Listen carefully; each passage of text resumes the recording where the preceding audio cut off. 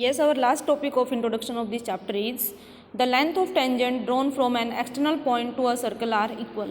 कि अगर हम कोई भी पॉइंट्स जो हमारे पास कहाँ लाई करेगा आउटसाइड फ्रॉम द सर्कल कि एक्सटर्नल साइड हमारे एक्सटर्नल पॉइंट है यस तो वहाँ से अगर हम टेंजेंट ड्रॉ करते हैं ऑन अ सर्कल तो दोनों टेंजेंट्स की जो लेंथ है स्टूडेंट्स वो क्या रहेगी इक्वल रहेगी. Yes look here in this figure. Yes students P is the external point. P हमने कोई भी पॉइंट लिया है एक्सटर्नल पॉइंट है जो कहाँ लाई करेगा outside to the circle circle की बाहर की तरफ. और यहाँ से देखें स्टूडेंट्स अगर हम PA ये वाली जो टेंजेंट ड्रॉ करते हैं और यहाँ से जो PA हमने ड्रॉ की है तो दोनों की दोनों टेंजेंट्स जो हैं वो एक पॉइंट पर इंटरसेक्ट करेंगी ऑन द सर्कल और वो पॉइंट्स हमने लिए हैं point B and point A. तो यहाँ से देखें स्टूडेंट्स इन दिस केस जो लेंथ है हमारे पास PA और PA और PB हमारे पास क्या हैं टू टेंजेंट्स हैं. Yes look here this is a circle. ये हमने एक सर्कल लिया students. This is the point P outside point जो है. अगर हम इस पॉइंट से यहाँ से देखिए जो हम कर चुके हैं लास्ट टॉपिक में कि टू ही टेंजेंट ऐसे ड्रॉ कर सकते हैं एक्सटर्नल पॉइंट से किसी भी सर्कल पर. तो इस केस में जो हमारे पास ये टेंजेंट है ये सर्कल को एक पॉइंट A पर इंटरसेक्ट करेगी यहाँ से पॉइंट B पर इंटरसेक्ट करती है. अब हम देखते हैं जो PA और PB हैं टू टेंजेंट हैं हमारे पास तो दोनों की लेंथ हमेशा क्या रहेगी इक्वल रहेगी. We can say there yes PA is equal to PB. We can say that PA is equal to PB.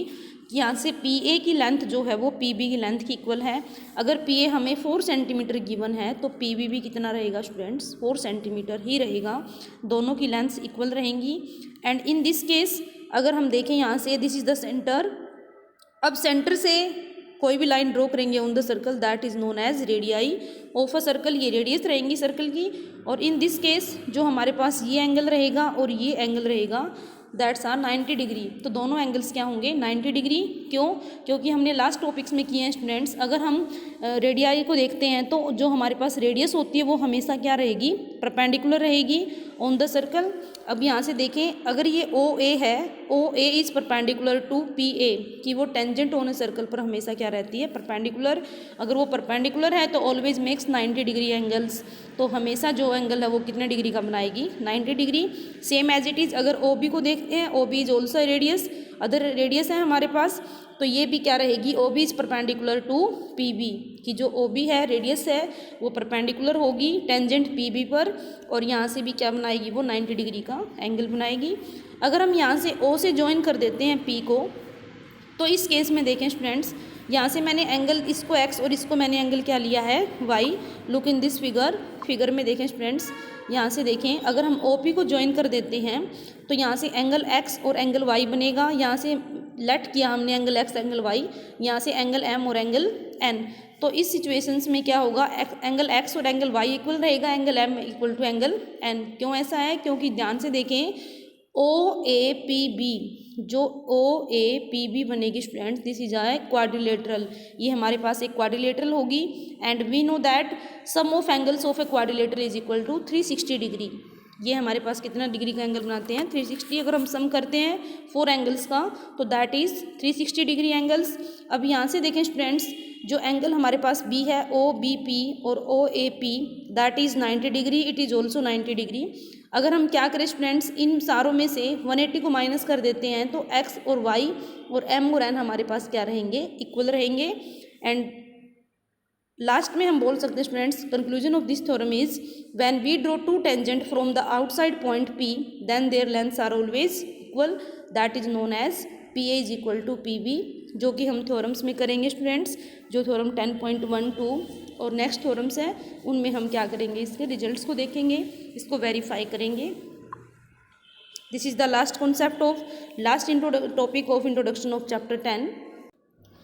Yes students now we discuss about exercise 10.1. अभी हमने जो इंट्रोडक्शन किया स्टूडेंट्स कि जो हमारे पास सिकेंट क्या है नॉन इंटरसेक्टिंग लाइन क्या है टेंजेंट ऑन ए सर्कल क्या है रेडियस ऑफ ए सर्कल क्या है ये हम सारे टॉपिक्स जो हैं वो इंट्रोडक्शन में कर चुके हैं. अब हम करेंगे एक्सरसाइज 10.1.